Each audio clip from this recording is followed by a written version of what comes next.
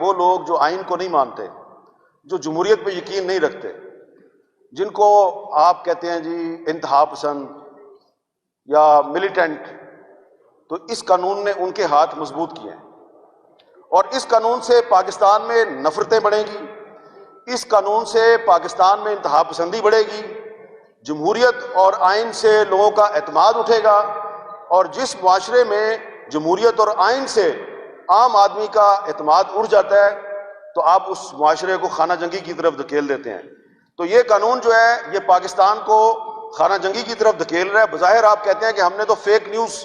کے خلاف ایک قانون بنایا، یہ آپ نے فیک نیوز کے خلاف قانون نہیں بنایا،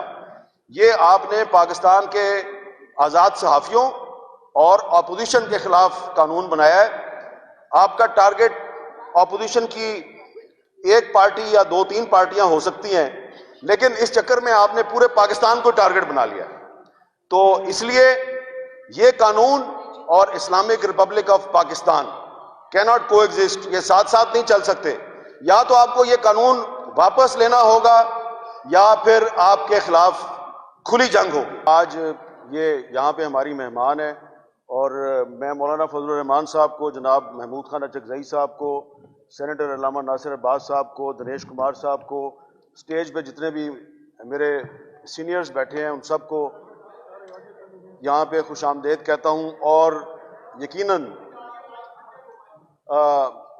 اسٹیج پہ بیٹھے ہوئے کچھ جو ہمارے بزرگ ہیں، سینئر سیاستدان ہیں، وہ آپ کا جوش و جذبہ دیکھ کے یہ سوچ رہے ہوں گے کہ بھائی یہ مرنے مارنے کے لیے کیوں تیار ہو گئے ہیں۔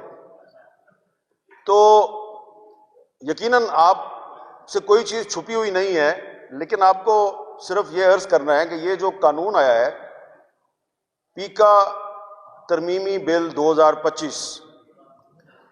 اگر آپ نے یقیناً یہ قانون پڑھا ہوگا، لیکن پارلیمنٹ میں تو یہ بغیر بحث کے منظور ہو گیا، تو پارلیمنٹ میں تو بحث نہیں ہوئی، تو علامہ ناصر عباس صاحب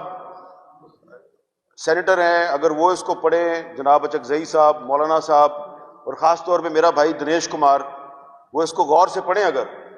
تو آپ کو پتہ چلے گا کہ اس قانون کے ذریعے پاکستان میں انڈائریکٹ نہیں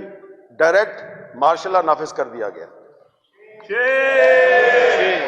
اب اس کی نامنظور نامنظور ماشاء اللہ نامنظور نامنظور نامنظور ماشاء اللہ نامنظور ماشاء اللہ نامنظور ماشاء اللہ نامنظور۔ میں صرف زیادہ وقت نہیں لوں گا، صرف میں بتانا چاہتا ہوں کہ کیوں ہم یہ کہہ رہے ہیں کہ مارشل لا نافذ ہو گیا۔ یہ جس کسی کے پاس بھی اپنا ایک موبائل فون ہے وہ سوشل میڈیا استعمال کرتا ہے، صرف صحافی نہیں، عام پاکستانی بھی۔ تو یہ جو نیا قانون ہے، اس قانون کے تحت انہوں نے ایک نئی ریگولیٹری اتھارٹی بنائی ہے۔ تو آپ کے پاس اگر آپ ٹویٹر پہ ہیں، یا آپ یوٹیوب استعمال کرتے ہیں، یا آپ انسٹاگرام استعمال کرتے ہیں، یا آپ فیس بک استعمال کرتے ہیں، تو آپ کو اس اتھارٹی کے پاس جا کے اپنی رجسٹریشن کروانی ہے، اور اس کے بعد جب آپ رجسٹریشن کروائیں گے تو اس کے بعد ہی آپ اس کو استعمال کر سکتے ہیں، ادروائز آپ کے خلاف اس نئے قانون کے تحت کارروائی ہوگی۔ اس میں پہلے جو قانون تھا اس کے تحت کمپلین یعنی کہ شکایت کنندہ صرف وہ بن سکتا تھا جو ڈائریکٹلی افیکٹڈ ہے۔ مثلا اگر کسی نے میرے بارے میں جھوٹ بولا ہے، فیک نیوز پھیلائی ہے، تو میرے پاس یہ رائٹ تھا کہ میں جو پچھلا پیکا قانون تھا اس کے تحت میں ایف آئی اے کے جا کے درخواست دے سکتا ہوں۔ نئے قانون کے تحت کوئی بھی کمپلیننٹ بن سکتا ہے۔ کوئی بھی کا مطلب آپ سمجھتے ہیں کہ وہ کوئی بھی جو ہے وہ کون ہوگا؟ وہی ہوں گے جو صحافیوں کے گھروں میں گھس کے ان کو اٹھا کے لے جاتے ہیں، سیاسی کارکنوں کو لاپتہ کرتے ہیں، تو یہ ہیں وہ کوئی بھی۔ سب سے زیادہ جو اس میں تشویشناک بات ہے کہ مارشل لا میں فوجی عدالتیں بنتی ہیں۔ اس قانون کے تحت یہ خصوصی عدالتیں بنائیں گے جن کو انہوں نے ٹریبیونلز کا نام دیا ہے۔ ان ٹریبیونلز میں جن ججوں کو اپوائنٹ کیا جائے گا وہ ججز سپیریئر جوڈیشری کے ساتھ کنسلٹیشن کے بغیر اپوائنٹ ہوں گے، یعنی کہ جو آئین کا آرٹیکل 175 ہے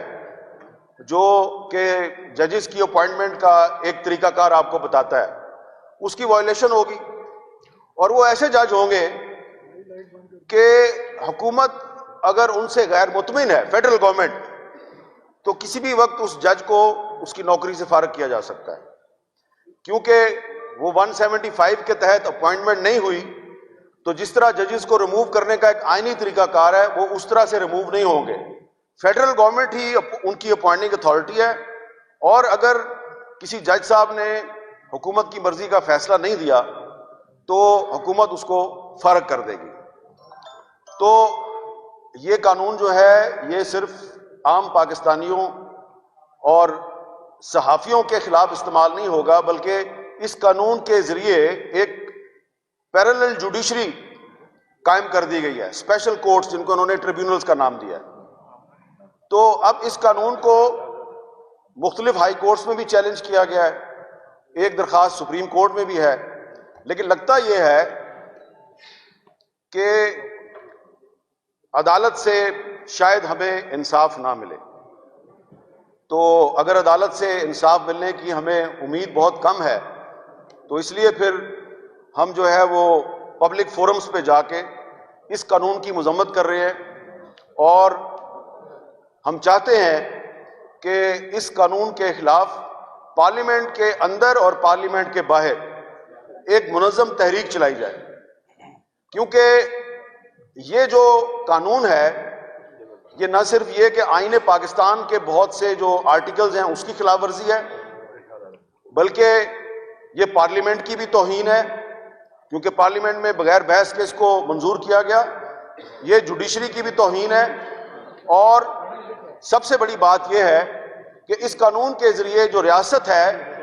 اس کے کچھ اداروں کو یہ رائٹ مل گیا ہے کہ وہ کسی بھی صحافی کو، ارشاد عارف صاحب کو یا یہ نعیم مصطفیٰ صاحب ہیں جو یہاں پہ آج چیف الیکشن کمشنر تھے،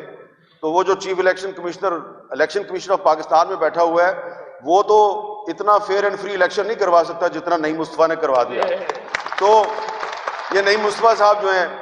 یہ ان کو بھی اس قانون کے تحت سزا دی جا سکتی ہے۔ اچھا، سزا جو ہے وہ بہت زیادہ ہے، 3 سال بھی ہے، 10 سال بھی ہے، 20 لاکھ بھی جرمانہ ہے، اور اس سے زیادہ بھی ہے۔ تو یہ ایک طرح سے اسی لیے ہم کہہ رہے ہیں کہ مارشل لا نافذ کر دیا گیا۔ اس سے کیا ہوگا کہ یہ ذرا آخر میں ایک بہت قابل غور بات کرنے لگا ہوں کہ جب پارلیمنٹ کی بھی کوئی اہمیت نہیں رہے گی اس ملک میں،